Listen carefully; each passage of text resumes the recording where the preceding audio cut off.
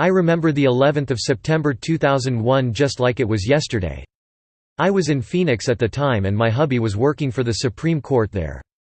The shock and disbelief we felt, followed by anger and sadness, were simply immeasurable. After all these years, I am still furious that we have not hit back the way I thought we should at the time. But my grief was nothing compared to the families who lost those they love on that sunny, Tuesday morning in New York, at the Pentagon in Virginia and in a field in Pennsylvania. At yesterday's memorial for the almost 3,000 Americans we lost that day, the son of a 9/11 victim went off his memorial script and sent a chilling message to Democrats.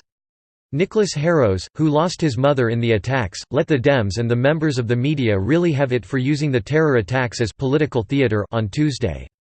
I share his anger over it, as do many, many Americans. Haros was one of the volunteers reading the names of victims at Ground Zero in Tuesday's memorial.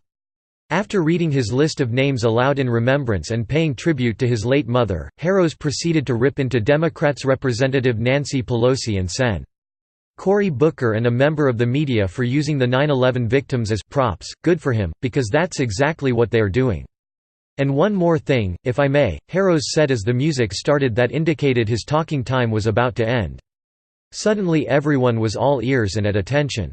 This year, a representative of the House referred to our loss as just another incident. This year, a network commentator said the president's performance in Helsinki was a traitorous act as was 9/11, Haros asserted. And last week, a senator attacked a Supreme Court nominee and called him a racist for alleged comments after 9/11. Stop. Stop, he begged. Please stop using the bones and ashes of our loved ones as props in your political theater. Their lives, sacrifices, and deaths are worth so much more. Let's not trivialize them or us. It hurts, yes, it hurts like a knife through your heart, and these political opportunists should be deeply ashamed of themselves. To my mom and to all of you and your loved ones, never forget, Haros concluded to thunderous applause. I never have and never will forget, and his words brought tears to my eyes. In a June press conference on Capitol Hill, Pelosi referred to the 9/11 terrorist attack as an incident.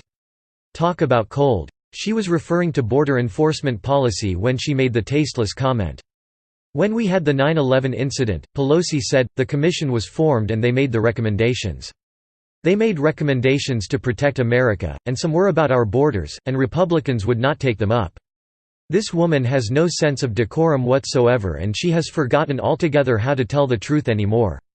Haros also referred to Cory Booker's lies about SCOTUS nominee Brett Kavanaugh. Kavanaugh worked in the Bush White House at that time. From the Daily Mail, Booker, in his Spartacus moment that was later mocked, said last week he would release confidential documents the Senate Judiciary Committee received on the nominee, which turned out to have already been made public. One of those documents was a 2002 Kavanaugh email with the subject line "racial profiling" that includes internal White House discussions about whether airport security and other law enforcement should strive for a race-neutral system in the wake of the September 11 attacks. Kavanaugh had referenced a possible interim policy and wrote, "The people such as you and I who generally favor effective security measures that are race-neutral do need to grapple, and grapple now, with the interim question of what to do before a truly effective and comprehensive race-neutral system is implemented." On that day 17 years ago, we all swore, never again. We linked arms and were one as a nation. Since that time we have become the most divided we have been since the Civil War. And we are so politically correct that we have hamstrung ourselves and can't even name who the enemy really is. Not to mention fighting the enemies within that we face here at home. You just heard Haros name a couple of them.